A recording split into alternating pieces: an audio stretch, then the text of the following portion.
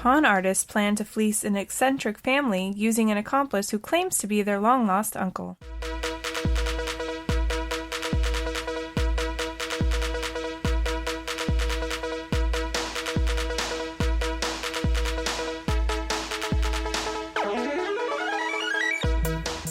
This is Ryan. And this is Ashley. And this is Ruining Our Childhood, a weekly podcast where we remove our childhood goggles and put on our adult bifocals to rewatch and review our favorite movies from the past.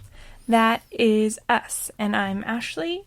I'm Ryan. You are Ryan. That is correct. That's fascinating for anybody that's listening that's never listened before. We're a married couple. Yes. We have an extensive movie collection. Faux show. And we want to see if our childhood memories of movies hold up to our adult opinions. Yeah. And I feel like when we started this, I just wanted an excuse to watch some of our DVDs that have kind of been collecting dust in our theater room that we eventually changed to a guest room because that's what adults do. Yeah. Sadly. But this movie, the 1991 classic Addams Family, is one that we actually don't own. Do we own Addams Family Values? I don't think we do. Oh, that was my favorite. I know when I was a kid, we had it on VHS. Uh-huh. And I do know that my mom really liked it and bought it on DVD, which does us no good, but I know that it was a movie we really enjoyed as a family. That's interesting. Yeah. Good story, right? Good story. I'm not saying that sarcastically. No. It was one that we saw as a family. I don't remember seeing this in theaters at all. So I don't know when I saw it. I have no memory. I mean, I have memory of watching it several times, but I have no memory of where the first time I saw it. But before we start discussing that stuff, hit us with some 1991 facts by going down memory road. Memory road. The movie was released on November 22nd of 1991. It went over its $25 million budget and had a budget of $30 million. Darn. But it did end up grossing $191.5 million. So it was crazy successful. Damn. Popular TV shows from 1991 were Roseanne, Murphy Brown, and Cheers. The number one song the week the movie came out was Mariah Carey, Emotions. Oh, no, actually, I correct that. It was Prince and the New Power Generation, Cream. Nice. Yes. Other popular songs were Marky Mark and the Funky Bunch featuring Loletta Holloway, Good Vibrations, Madonna, Justify My Love, and CC Music Factory, Gonna Make You Sweat. Everybody dance now. Those are some hits. Yeah. And then popular movies, Silence of the Lambs, City Slickers, and Hook. Nice. Yeah, 91 was a really good year for movies. Why did I think Hook came out in like 95? Oh, I have no idea. I don't know. I thought it actually came out before 91. Oh. I knew it came out in the 90s, but I always thought it was like 94, 95. I don't know why. But anyway, you said you watched this with your parents. We kind of skipped over our platform once again. It's what we do. Yeah, I remember going to see it in theaters. And then I remember, ironically enough, buying the VHS from McDonald's. That is something you can do? McDonald's had partnered, and I actually saw it on the Wikipedia, so it brought back memories.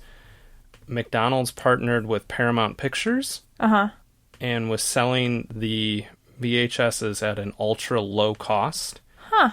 And the movies were Wayne's World 2, I want to say it was Field of Dreams, Addams Families, and then there was like another one, and I want to say they were like $3.99 for the movie. Oh, wow. Which is insane because it was a relatively new movie, and you're getting it dirt cheap. Yeah, that's a steal. Yeah. I don't remember that, but I do vaguely remember, I don't know if it was for this movie or the sequel, toys. Oh. Like little, maybe I'm just, I don't know, making it up. No, It would be the first time I made something up in my head, but I feel like there was like little like figurines of each character. I wouldn't doubt that. I mean, it seemed like back then every movie had toys. I Right. remember there was Hook toys, there I was think they Robin still Hood do. We toys. just don't buy them because we're adults and we don't have children. This is true.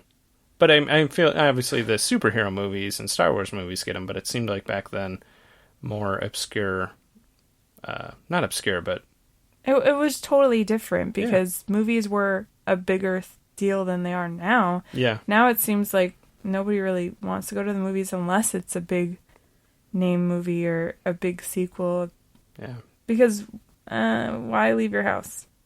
It seems like a lot of work. I was going to say, it seems like every weekend you'll look at the box office report and it's, for the year, the movie box office is down 10%. That's been going for years now. I think it's funny. We kind of talked about this last week with Martin Scorsese kind of trying to put down Marvel movies and Jennifer Aniston. Mm-hmm. I don't feel like she was trying to put them down as much as saying like she probably wouldn't be the type of actress that would do that because they've never offered her a role. Yeah. But I just think that our whole movie industry is completely different than what it used to be. And it has not really so much to do with Marvel, but so much to do with the fact that we have streaming services. Movies are expensive. Very expensive. Especially for families. We've talked about it. Yeah. On average, probably $15 a ticket to go to a movie. For sure. I mean, there's ways you can get discounts and you can go to matinees, but even matinees are ridiculously priced now. Yeah. And you can't just blame one thing. No. For the whole movie industry changing. It's tiny little things. And I think a lot of it has to do with the fact that I can just wait a couple months and then it will be on Netflix. We talked about how when we first started dating, we would go to a movie just about every week. Yeah.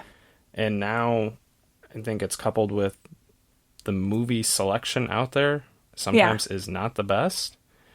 Price, and like you said, you can just stream it within a couple months in a lot of cases. Yeah. And I think our tastes as adults have definitely changed. I mean, this is something we've discussed on this podcast is there's times where movies just don't make sense to me. Mm-hmm. Like they're so inconceivable that I almost don't like watching them. But unless it's something like, sorry, I'm fumbling over my words. Unless it's something like Marvel or something that's fantasy that you're setting yourself up for the unbelievable. Yeah. Something that's not realistic. So then I can go along with the plot. But if it's supposed to be based in realism and then there's things that happen that I'm like, that doesn't happen in real life. No. Then, yeah, it totally takes me out of the movie. So, but anyway, tangent over. Like I said, I don't really remember much from this movie other than watching it at home. Probably renting it. Mm-hmm. And thinking, obviously, Wednesday Addams' goals. Not just because she's Christina Ricci, but because she just is a badass. Yeah. And being a little scared, but then realizing, like, oh, these people are not the scary ones, and they are actually pretty entertaining and interesting. Yeah. Also, I will say, I confused the Addams Family with the Munsters. Yep. I did too. Mm-hmm. For sure. Didn't they make a Munsters movie in the 90s? I don't know if there was ever one that came out in theaters, but I know there was a TV movie. Okay, that's that what I'm thinking of. And I know they were going to do a reboot on it a few years ago with Jerry O'Connell playing Herman Munster, and it got canceled and they just put it out as a TV movie. Oh. But yeah. I would say I was definitely always more of an Addams Family fan. I don't know that I've ever seen the Addams Family TV show, but I would compare the movie to the Munsters TV show, and I liked Addams Family way more. I will say I've seen a couple episodes of Addams Family, and I used to watch the Munsters a little bit. Like, it was in syndication when I was a kid. And I definitely liked the Munsters TV show better. Oh, okay. But obviously this movie and the sequel, I really loved a lot when they were in summer camp. I think we kind of discussed it when we had our heavyweights episode. Yeah. Because that was one of the things that gave me camp envy. Mm-hmm. But I remember parts of this movie, but I think I'm confusing it with the second one. So, and it's been a really long time since we've seen this, or since I've seen it. Mm-hmm. So I'm excited to watch it. I don't know the last time I watched this. Yeah. It's been a good 15 years or so. Maybe even more. Yeah. Are you doing, like, you forget how old you are math? I do that all the time. Like, it was like 10 years ago. And I'm like, wait, no. I'm thinking about something in high school that was more than 10 years ago, actually. I was doing the math of, I've lived with you for a long time. Yeah. And I know we've never watched it together. That's true. It's been a long time. Yeah, for sure. So do you think it's going to hold up? I think it's going to. I remember really liking these movies, both of them. Mm-hmm. I want to say Raul Julia was one of the first actors. I remember knowing the name of the actor and then being really upset when he passed away. Aw. Like, I remember that. Yeah. And like you said, the kids, I remember being good actors. We've watched a couple different Christina Ricci movies for our podcast, and they can carry their weight in the movies. So I think it's going to be enjoyable, and I think it's going to hold up. What do you think? I agree. Okay. Because most of those reasons, I think what I can remember from the movie, it's going to be enjoyable. It might be a little cheesy. Yeah. And maybe I'm letting my childhood memories cloud my judgment, but I do think overall it's going to hold up. They still show it on TV every year on Freeform/ABC Family for their Halloween 31 days of Halloween. Yeah, something. Yeah. I like how you're judging them, but you call this our Halloween Spooktacular. So yes, no, I liked their whole thing. Oh, okay. But that's actually how we're watching it today because we, like I mentioned earlier, don't own the DVD. So we are going to watch it on the Freeform app, which you can download and use if you have a cable subscription or somebody that has a sign-on. You can access a bunch of movies and TV shows from their app and cast it on your TV if you have the capabilities. Other than that, the movie is also available on Sling if you have Sling subscription, and you can rent it on pretty much everywhere, so it's accessible. Yeah, definitely. Or if you're cool, then you own it already. And it's worth mentioning that Ryan did pick this movie, and the cartoon version just came out this weekend, right? Yeah. My brother said it was decent. I was going to say. And the kids liked it. So I would assume that this would be very easy to find in stores right now because of that exact reason. The and it's animated Halloween. Yep. I said Halloween era. Yeah. So awesome. So we will go ahead and hit the pause and go watch this childhood masterpiece and come back and talk about it. Okay, bye. Hey guys, it's Ashley. And Ryan. And we just want to tell you something super, super exciting. We're going to tell you about our new podcast that we're starting. Yes. It's going to be called Ruining Our Childhood Presents. Are we still afraid of the dark? Question? It's going to be a weekly podcast that's going to come out every Saturday where we rewatch the 1990s classic TV show, Are You Afraid of the Dark?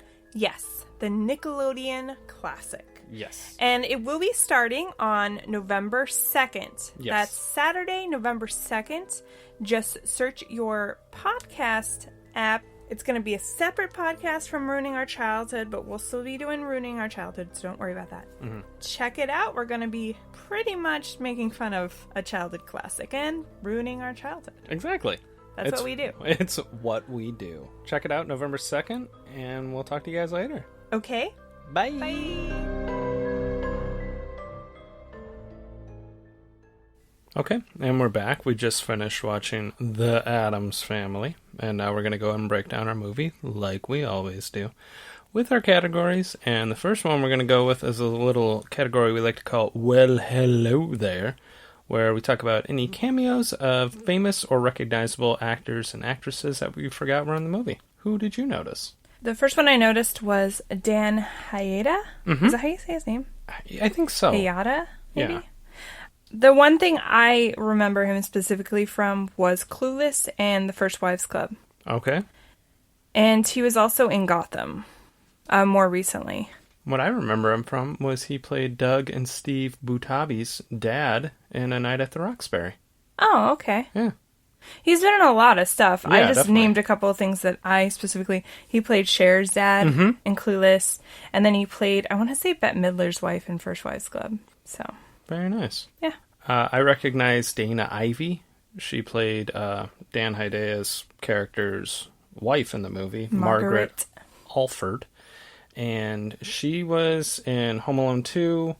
And she was in another movie we reviewed. I couldn't find it. Yeah. She has a very long IMDb, but there was another movie that we did that she definitely was in. She didn't have a big part. Yeah. I did see that she was in Ocean's 8, though. Really? Yeah, more recently. Okay. I like to name the... Most recent? Yeah, too. So that... Yeah, I personally always will remember her as the concierge desk employee from Home Alone 2, but yeah, she was definitely in a movie we reviewed. There wasn't a ton of other ones. I did put Christopher Lloyd. Of course, I remember he was in it, but I just wanted to talk about the fact that it blew my mind when I was a kid that when I realized he was the same actor that was Doc Brown. Yes. Because he looks completely different. Mm-hmm. I'm pretty sure, I don't know if they have him in a fat suit or something that makes him look a little shorter and huskier. I think so. And he's probably not that tall because if you think about it, Back to the Future, he was opposite Michael J. Fox, who's pretty short. Mm-hmm. So I just always assumed he was a slender, tall man. Mm-hmm. But then in this, he seems short and stocky, and it just blew my mind that it was the same person when I was a kid. I had the same reaction when I found out he was the bad guy in Dennis the Menace. Yeah. Because... He's kind of tall and slender. Yeah, and the prosthetics they use, he looks totally different. That's a good movie. Yeah, oh, that is a good one. Another one that I noticed, where they were just kind of the main cast, and I didn't know this until the other day, but the person that plays Pugsley, his name's Jimmy Workman. Uh-huh. But my brother had informed me that is Ariel Winter. That's her brother. Yeah. From Modern Family. Yeah. I did not know that. That's crazy. Yeah. I didn't know that either. I did see that he doesn't act anymore, like he retired from acting. Mm-hmm. So, I wonder what he's doing now. Other than having a pretty famous sister. That could be it. That sounds like a great job to me. What's your career? Well, I don't do much, but my sister is pretty famous. I'm sure he does something. Yeah. Another one that I noticed was Ryan Houlihan, which I did not know his name. I had to actually look it up. He plays Lumpy Addams, one of the cousins. He has a hunchback. Yes. And I recognized right away, he was one of the nerds on Saved by the Bell. Mm-hmm, yeah. Mm-hmm, mm-hmm. Yeah, for sure. I noticed him. And then they did have a Sally Jesse Raphael cameo, which is kind of a dated reference. Yeah, definitely. / cameo. So I decided to put it here because it was very relevant at the time because she was a very popular talk show host. Mm-hmm. And it's in the part where Gomez is pretty depressed and he keeps calling the show. And she's just like, stop calling. Yeah. She blows him off. Yeah. I think that was it as far as the cameos. Obviously, the main stars are Angelica Houston and Raul Julia. Yeah. But yeah. The only other person I wanted to mention was Whit Hertford, which played Little Tully Alford, which is Margaret and Tully's son. Mm-hmm. And I thought he looked really familiar, and he's been in a bunch of stuff, but he was in Full House, and he was in an episode of How I Met Your Mother, apparently. And he does a lot of voice work. So I finally figured out who I thought he was, but he is not that kid. I thought he was one of the little kids that goes to visit Santa in Miracle on 34th Street. Oh, okay. He looked like him, but I don't think the age matches up. But maybe it was a relative of his, because I thought it really was that kid. That was all I had. That was all. Same. This category. Mm-hmm. So we'll move on to kids would call it a throwback. We call it the prime of our teens. And if this is throwing you off, we're changing the categories. We're trying something different. Yeah, we shifted. Also, we don't like saying the other things that we don't usually say, like introduce a different category than I'm not used to. Mm-hmm. It threw me off the last episode. Yeah, so. It was weird introducing two categories in a row. Yeah, so we rearranged it. It should be working now. Yes. So right now, we're doing fashion choices, offensive jokes, dated references. What about the fashion? I didn't notice a lot of fashion. They're obviously very gothic. Yes. I did like how Gomez, a lot of the movie, was wearing like a crushed velvet smoker's jacket, Yes. like he's Hugh Hefner, and he had an ascot on. He pulls it off, man. He looked very, very swaggy. Honestly, he's probably the first person in pop culture that I noticed wore smoker jackets. Yeah. Maybe when I was younger, I thought, that Hugh Hefner guy's stealing Gomez Addams' fashion choices. He robbed his closet. I did note his amazing different smoker jackets that he had. Mm-hmm. And then I did like Margaret was very old school, and she always had a brooch and like a lace scarf. Yes. Margaret is Dana Ivey. Mm-hmm. For anybody that doesn't remember, spoiler alert, you'll remember because she marries Cousin It at the end. So yeah, that's how I remember. Mm-hmm. And when I was a kid, I thought Cousin It was a girl just because the voice was high. The voice was high and the long hair. Yeah. But the first time he's on screen, Gomez is like, "It, you old man." Yeah. You're like, so you weren't paying attention. I was not. You were paying attention probably so enamored by the fact that he was covered in hair and had a weird high voice that you couldn't understand. Yeah. He was almost like Beaker from the Muppets with that voice. Yeah. I will say I loved all of Wednesday Addams' outfits. I wish I could rock them now. I mean, I probably could. Yeah. Let's be honest. But she's really fashion goals and life goals for me, so. Okay, she was life goals. You said that multiple times. She's about hilarious. Christina Ricci. Yeah. In general. So, Wednesday Addams is hilarious. Yeah, no, she was delightful. Did you have any other fashion choices? Just the one thing I noticed, and this whole movie obviously is set in the house primarily, so there's not a lot of outside stuff, but there's one scene where they do go to Wednesday and Pugsley's school to watch a play, which they put on this wonderfully graphic play, blood everywhere. But Wednesday's teacher is talking to Morticia, and she has this floral vest it looks like a grandma's curtains from the 1980s, and it was very, very 90s. And it was probably the only outfit I would say that was specifically 90s, because even the outside the family characters, they kind of were classic, where they wore something that fit their character, but it wasn't, oh, that's from 1990. It was just... That's very true. Very classic clothing. Yeah, they weren't wearing any crazy Zubaz pants or anything like that that would really date anything. So, yeah. Did you have any dated references? You talked about earlier how Gomez would call into Sally, Jesse, Raphael, but also Morticia's trying to get him to leave the hotel, and he doesn't want to leave because he doesn't want to miss Gilligan's Island. Yeah. He's like, Gilligan's going to be on. He's a broken man in that scene. Yeah. He's very vibrant and full of life. I kind of forgot about his character. I don't know why. Yeah. I think when I was a kid, I really focused on the kids and what they were doing in the movie. And I watched the other scenes, but they didn't resonate with me as much as the kids' scenes. No, that's very true. Because I remembered when some of the scenes would happen with the kids, I'd be like, oh yeah, I remember this. And I would say the fair majority of the scenes with the adults, I did not remember, except for like the dance scenes. The dance scene, and then the beginning sword fight that he had with his lawyer, Tully. Yes. Mm-hmm. I do remember that. I remember always thinking, he's so crazy, but he's awesome. I did notice that Granny, the character of Granny, was reading a Joy of Cooking cookbook. And to me, that's kind of a dated reference because I think it was very popular in the 90s, early 90s. My mom had one. And she was also reading Grey's Anatomy. Yes, at the same time. At the same time. She wanted to apply. She's an innovator. Yeah. With her cooking. Very true. Another thing that I did catch, it was kind of a dated reference. Fester's bedroom wall had an Alcatraz pennant on the wall. I noticed that, yeah.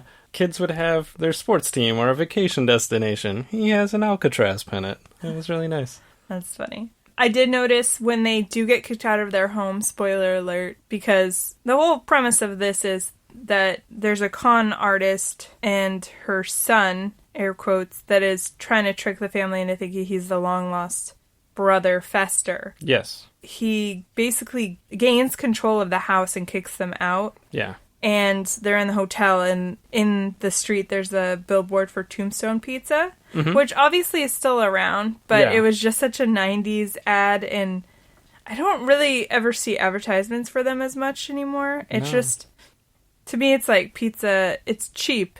It tastes decent for what it is. For $2.99, it's not bad. Yeah. Yeah. And then, that was pretty much all I had, other than the Sally Jesse Raphael, which we've talked about. So, not a lot of offensive jokes. No. I mean, it is a kid's movie.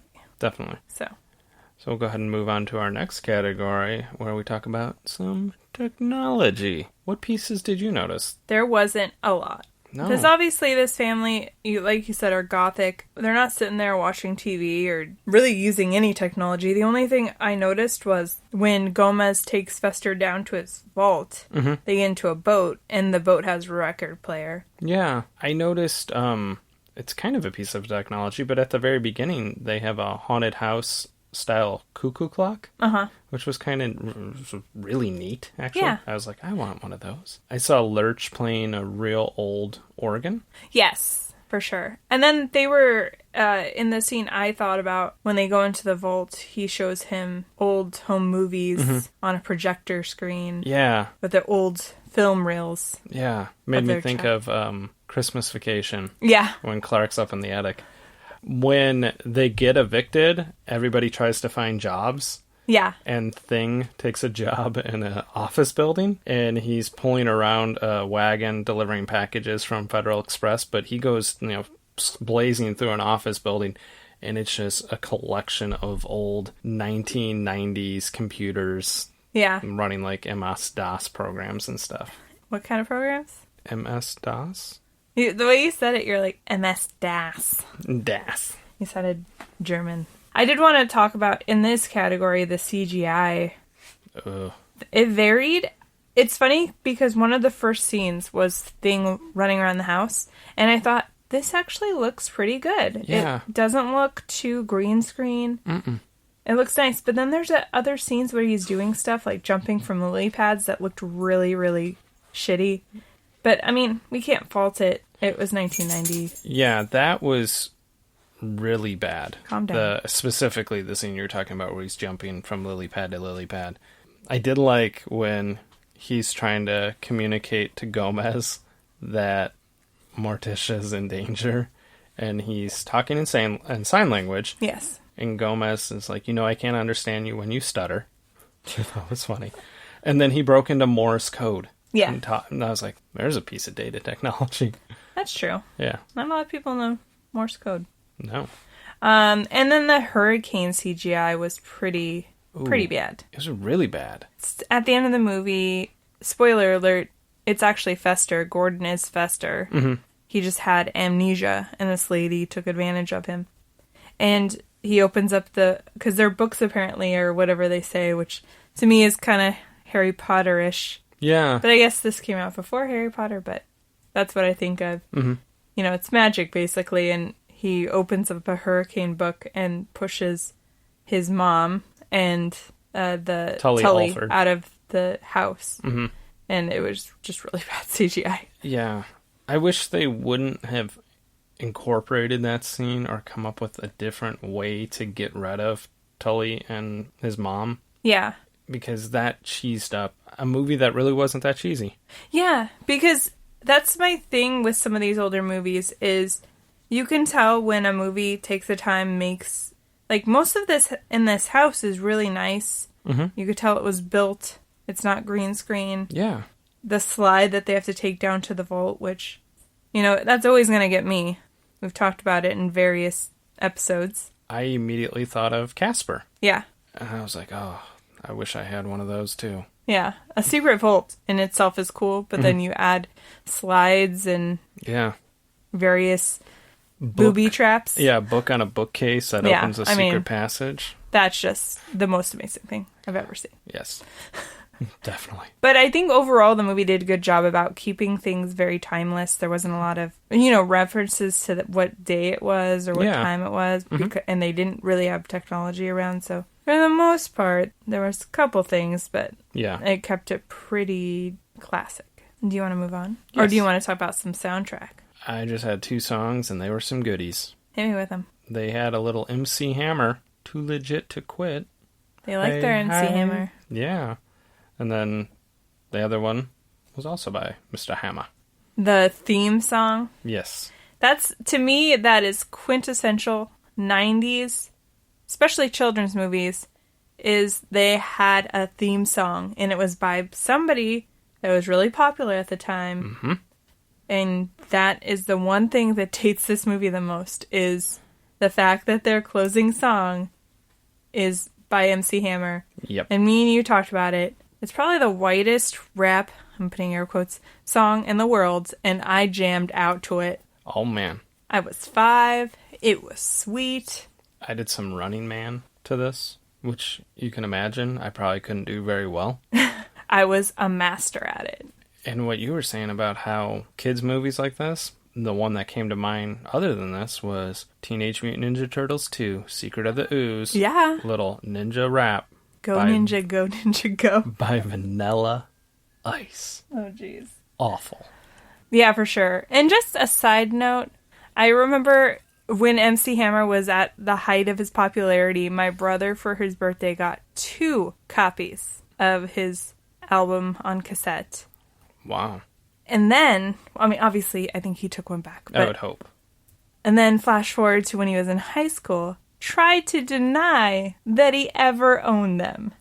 Wow. I was like, dude, you got 2 copies on your birthday.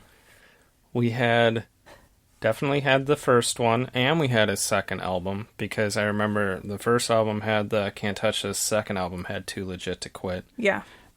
One of my brothers had, I don't know if he had both of them or whatever, but I do remember my other brother definitely had Vanilla Ice to the extreme.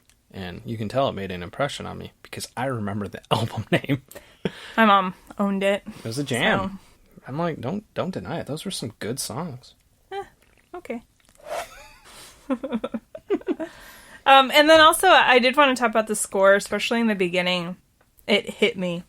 You know, it's like one of those things that it's just like a instant memory of your childhood, is hearing a specific song, especially if it's a movie that you rewatched a lot. Yeah. The score, it's like seared into my brain. Mm-hmm. It was amazing. So right off the bat, I was like, whoa. Yeah. I remember this. Some good music. Yeah. Do you want to move on? Yes. The next category is called Is It Even Good?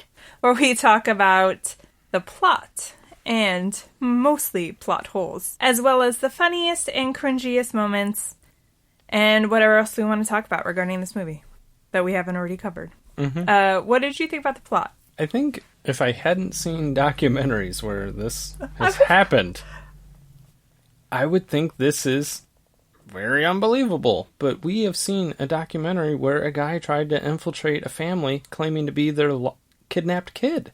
I just want to tell you, I literally wrote that exact thing. I said, I would think it's crazy that somebody tried to convince their family that they were somebody else, or they were the person that was missing out of their life. Mm-hmm. But we watched that crazy documentary about that guy from Italy or France that pretended to be some missing kid in Kentucky. Yeah. It was crazy. It was crazy. And so I'm like, in that sense, very believable. Very believable. Maybe he learned that idea from this. Maybe. And then he was secretly hoping that he was the real person, because that's the only slightly inconceivable thing about this plot, is he actually turns out to be Fester. Yeah. And I love movies that use amnesia as a major plot point. I remember in Full House when Michelle gets amnesia. Isn't that on the final episode? Yes. Yeah. It's very disturbing for me as a child. Because it was also the one time where they had the Olsen twins playing different characters at the same time. They were on screen together. Yeah. Oh, they had that. I think they had. When right. the Jesse's family came and there was her cousin. Yeah, you're right. See? Don't mess with me, I'm Full House fan. Hey, obviously I was a Full House fan. I know, I remember it was saying. the series finale where she gets amnesia. But I agree. But this is me and Ryan psychically linked sometimes. Yep. We think of the same things. Did you have any plot holes you wanted to discuss? Let's go digging. I thought it was dumb. Let's Go digging. I thought it was dumb that they hatched this great idea that he's going to fake to be Fester and infiltrate the family to get their riches, but you don't know that your son isn't actually your son. She knew. Yeah, so why would you hatch this plan? The way I perceived it was that she's a con woman. Mm-hmm. So she found this guy, hit his head. Mm-hmm. Oh, I guess he was a young man at the time. He was probably like late teens, early 20s. Yeah, because when he left home. Yeah, because Gomez has videos when they were probably like 12. Yeah. Mm-hmm. And she uses him as her son to basically be her muscle. Because again, he is kind of a husky guy. Mm-hmm. Slight psychopath. Slight. And I think she tricked him into thinking that he was really her son. And she stuck to that until the very end when she said, I shouldn't have even bothered picking you up or where I found you. You know? Yeah. So I think she was doing it on purpose, but thinking that he would be a tool in her mini cons that she does. Mm-hmm. But this time it didn't work out because he actually was, or if he just looked like him. She had to have put two together and said, yeah, this is definitely him, but why would you even bother? If you're a good con person, you wouldn't go anywhere near that situation. No, definitely not. But apparently she's not that great at conning people. True that. Did you hear her German accent? It was pretty bad. Yours sounds Russian. That's true. The one I did want to talk about, you kind of touched on it. When they get kicked out, they all have to get jobs. Mm-hmm. Thing gets a job. In an office building. Who gave a hand, a severed hand, a job? So true. I was thinking, yes, it's a funny scene because he's really good at it. And he's delivering packages at a very speedy rate, but people are freaking out, understandably, because there's a severed hand delivering them packages. But who gave him this job? Is he paying taxes? I don't know. What is there? Does he get like a severance package when he left? Did he have an interview process, or did they just... Well, he could communicate. Yeah, but who gave him... I want to be there. I want to know what his benefits package was. You bring up a very good point. It's my biggest plot hole of them. He doesn't need dental, does not need vision. He doesn't. But he has a family to support. So that's true. They do need those. Well, I don't know if they would claim dependence at that point. That's true. And also, I think a lot of them would not want medical or dental because I think they really like everything that comes with pain and agony. So that's and they have like a whole chemistry and pharmacy with like every type of chemical and poison that you could have. That's a great plot point. And then the other thing I put down in this, it's not really a plot hole, but during their going away party for Fester, they're doing the mamushka dance, which I do remember as a child. Oh, yeah. And they pan out and show them from far away, and the stunt double for Gomez looks nothing like him. I'm pretty sure he was a 20-year-old guy. He didn't even have a mustache. Oh. They really phoned it in on the stunt double on that. Wow. It was the only thing I really noticed in that scene. That was just bad. Did you have any more? Did you want to move on to funniest? We can definitely move on.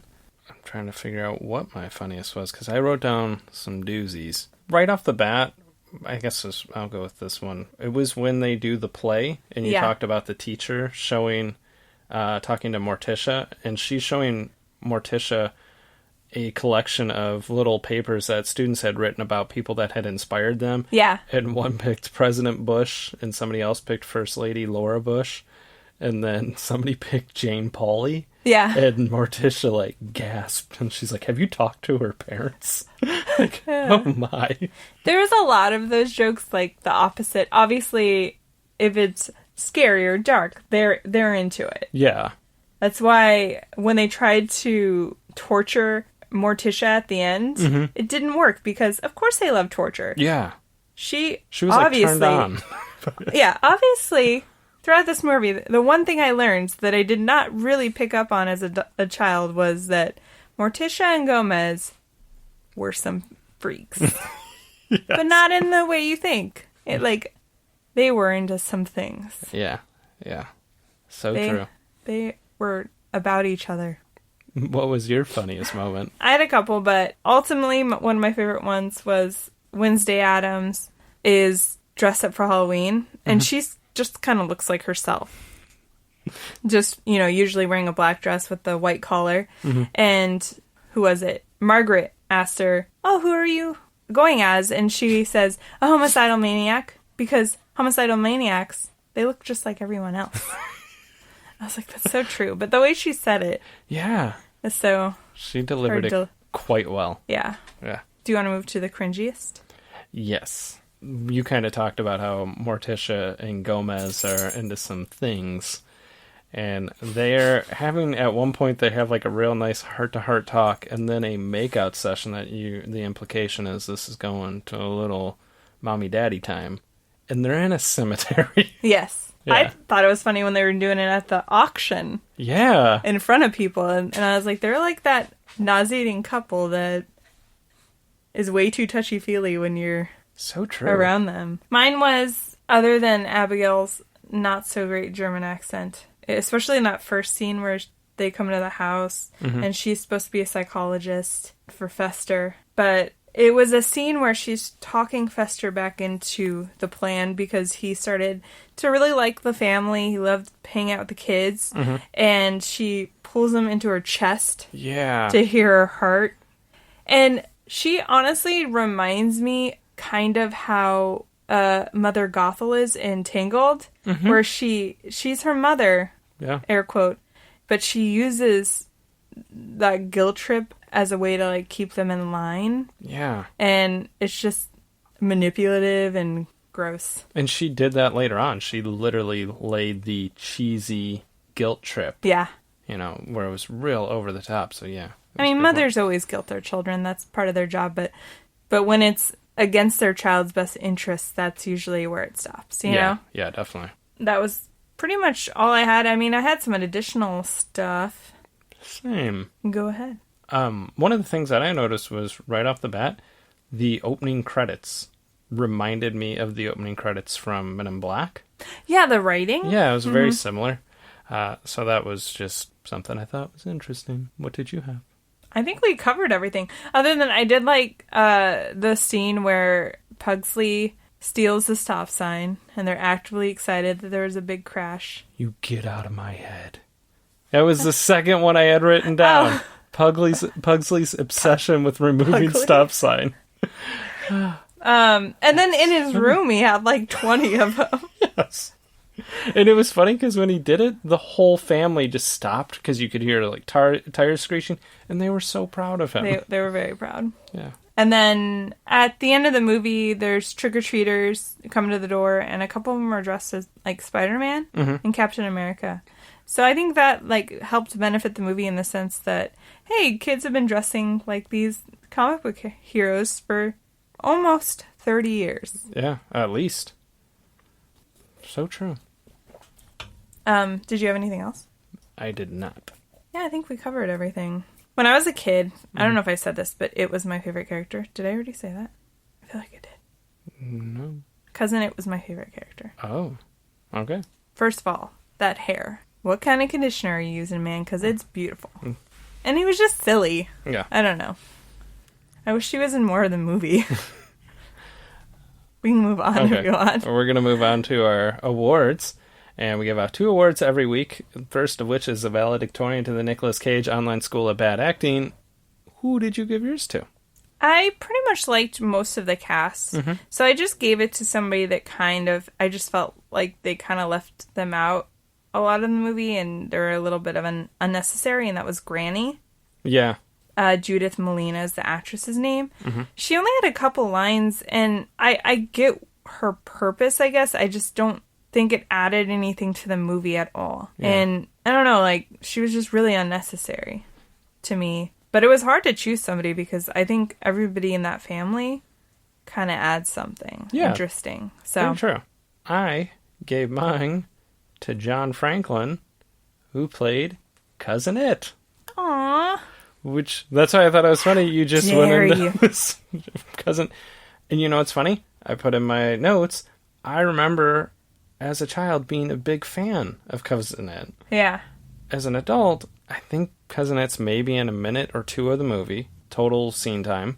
You can't understand a damn thing they're saying. They're just Beaker from the Muppets. And I thought they could have just cut that character altogether. I think, to me, it seemed more like... if I want to say correctly that he was a bigger part in the TV show. Mm-hmm. His character was. So it was almost like if he was a real person, they couldn't really get him to be in the whole movie. They were like, he's a little bit busy doing other things. And I do think Cousinette has a bigger part in the second one. Yeah, because I think he was... kids loved him. Yeah. So I think they were like, we have to add more of him, you know? People like us. No. You know, it's not that hard to make kids like something. That's true. Very true. Do you want to move on? Yes. The next award is the Thomas J. Hanks Award for Exceptional Acting. Who did you give yours to? I gave it to Angelica Houston, who played Morticia. I also did. Oh, there you go. I will say, I kind of went back and forth between her and I loved the main cast, like everyone. But her, and I was almost going to give it to Wednesday because I loved all the interactions with the kids. Yes. But the ones with her were just delightful. And I realized when I was looking at my funniest scenes, I think there was a common element, and it was her. For sure. Yeah. I had written down a couple of options for funniest, and a majority of them were her. Mm-hmm.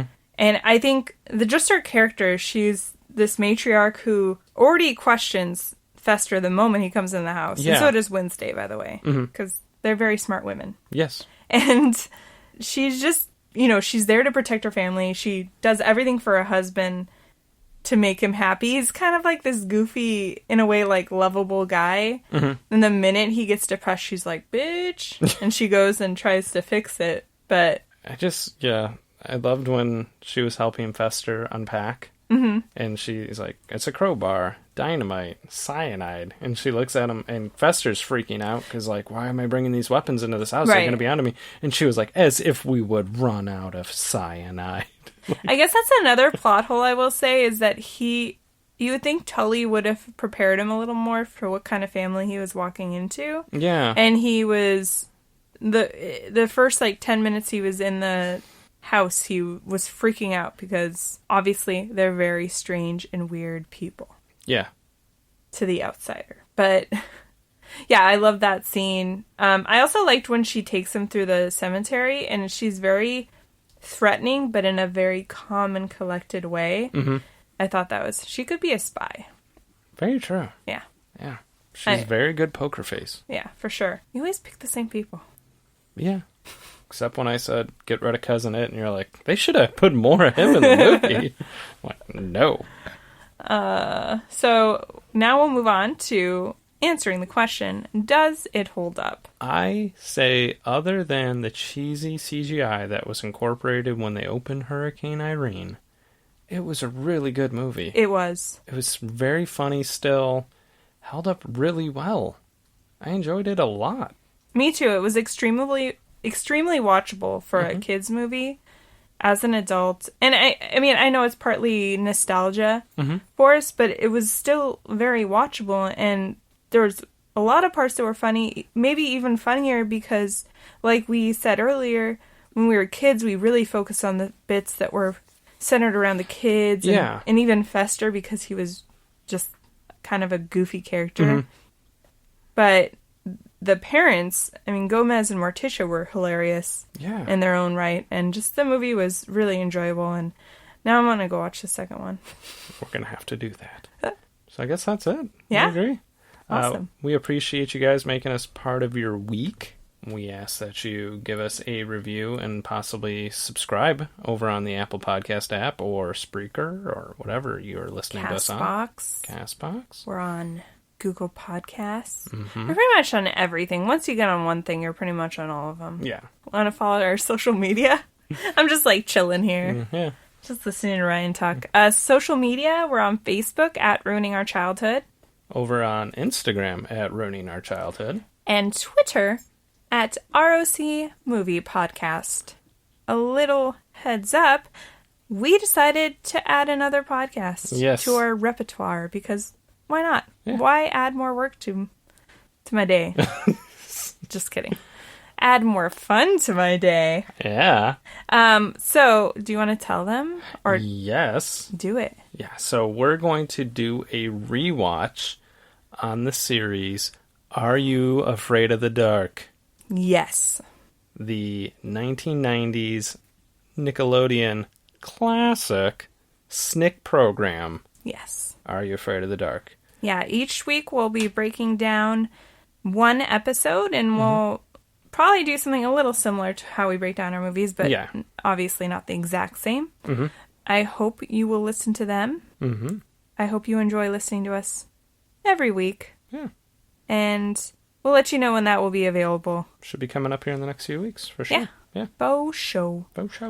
So thanks for listening, guys. And, We'll see you next week. Yeah, for sure.